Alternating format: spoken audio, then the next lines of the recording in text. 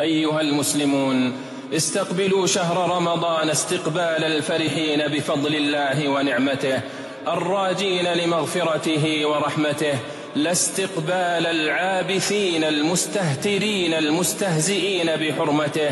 قل بفضل الله وبرحمته فبذلك فليفرحوا هو خير مما يجمعون.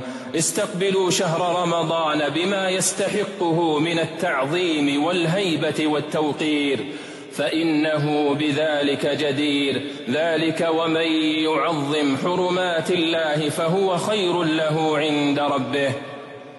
ذلك ومن يعظم شعائر الله فإنها من تقوى القلوب.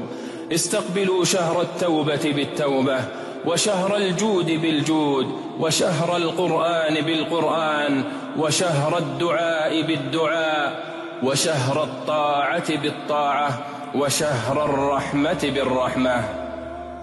معاشر المسلمين، إن إدراك شهر رمضان نعمة تستوجب الشكر والاستعداد والجد والاجتهاد.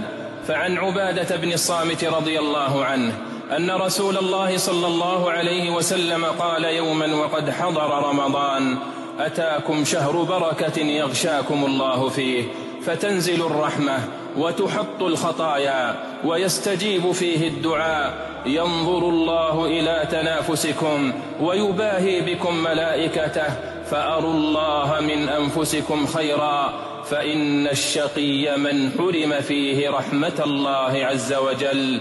أخرجه الطبراني.